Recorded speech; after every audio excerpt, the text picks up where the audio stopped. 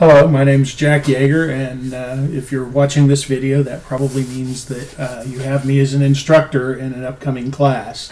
I wanted to put together a very brief video, shouldn't be more than about 5 minutes, to tell you a little bit about myself and how I think about why I'm here as an instructor, so that we're on the same page.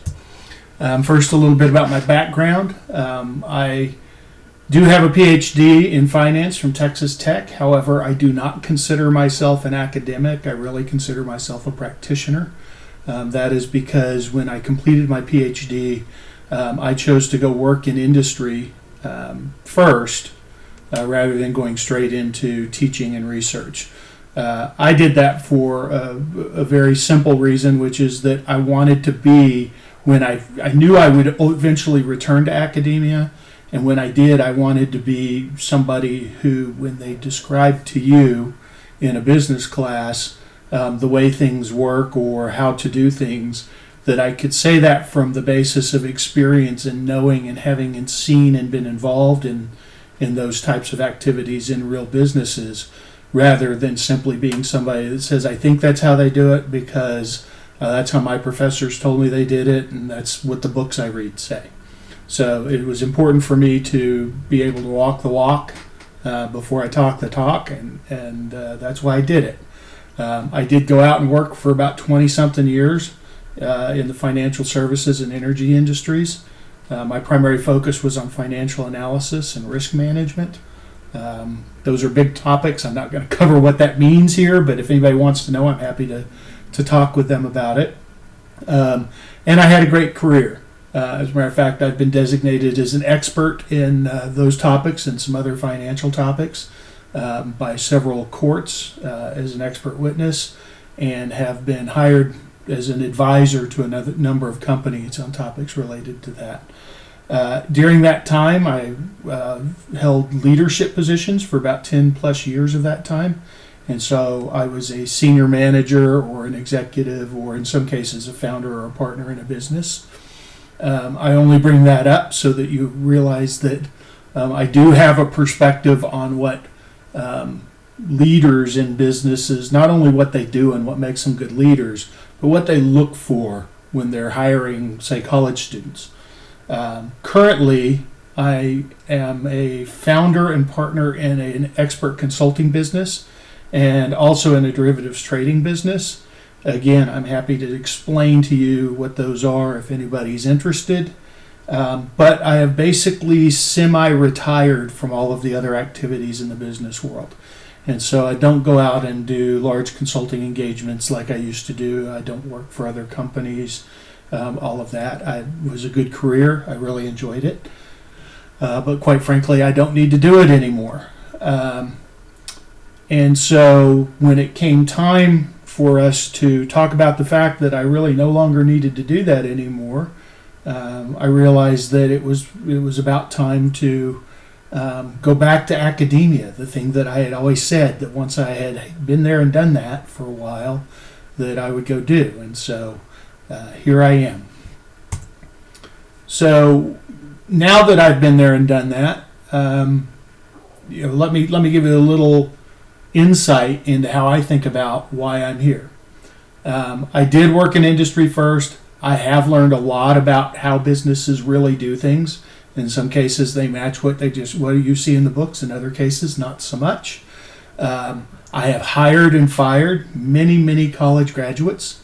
Some of them from great schools. I've fired Harvard MBAs. I've hired folks from very small schools, or maybe not well-known schools, that turned out to be some of the best performers in my businesses. I know what employers wish they could find in a new hire, and I feel like since the ultimate goal for you guys is to complete your college career and go on to work in industry, that the most important thing that I can provide you is with some insight and some help building yourself into the kinds of candidates that will really stand out when they enter the business world. A few things that I've sort of compiled as a list, if you will, that I know that you need to work on. And this is not personal. I'm not saying you don't have those, but these are things that you want to make sure that you feel comfortable about as you leave school. They will serve you well in the business community. First, I think it's important for you to understand how businesses make money and how what they're asking you to do contributes to them making money. At the end of the day, the only reason that somebody hires you is because you create a benefit for them, and usually that benefit is that somehow you generate a profit for them. The sooner you can wrap your head around the notion of what it is that you do, how that contributes to them making a profit, the sooner you're going to be able to focus on the things that will become the most beneficial for them. I want you to become problem solvers. There are plenty of people that work in businesses that aren't, and that's fine.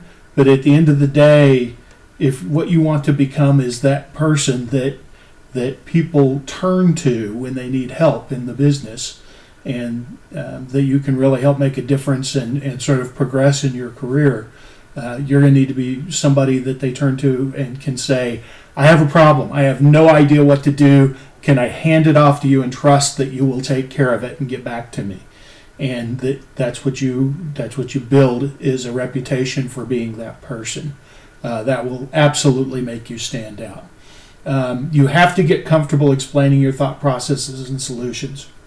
I cannot tell you how many times in business when I have assigned something, whether it's a problem or just a task that needs to be done, and they bring it back to me, and the first question I ask them is to walk me through how they thought about it, what they did.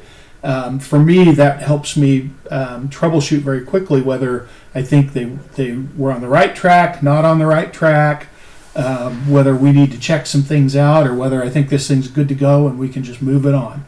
And so it's exceptionally important that you are able to articulate kind of clearly in a step-by-step way the processes you went through, why you did the things that you did, and justify that the solution that you're providing is an adequate solution. You don't have to say it's the only one or the best one, but you got to at least be able to explain why it is in fact a reasonable solution. This one's a big one. You need to learn to teach yourself new things. I know that sounds funny coming from a college professor. I think most of you probably still have the impression, and I think most college professors have the impression, that our job is to teach you things. The truth is that if we really wanted to help you, we should be working ourselves out of a job. We should be putting you in a position where you can teach yourself new things and not really need us, right? Ultimately, that would be the most successful outcome. For me, that's where I would say I feel like I've done the best job for you, is when you get to the point where you basically say, I really appreciate everything that people have done for me, but I believe that if I need to know how to do something or to understand something from here going forward, I can take care of that myself. That'd be fantastic. I can tell you in my own career, quite frankly, probably 50% of the knowledge and skill sets that I relied on for my success, I taught myself, maybe more than that. What you learn in college is useful, but it's really just the beginning. If you open yourself up to the idea of continually learning new things, you would be amazed how far you can go. And then lastly, just sort of as a tidbit, I feel like you guys should be thinking about being able to offer something extra that makes you stand out. I cannot tell you how many times where I would come down to a hiring decision and I would have 2 or 3 comparable candidates, and almost every time the final decision went to the candidate who had something extra. And that could be they have some extra skill. They consider themselves to be very strong with Excel. They're a great writer. They are fluent in another language.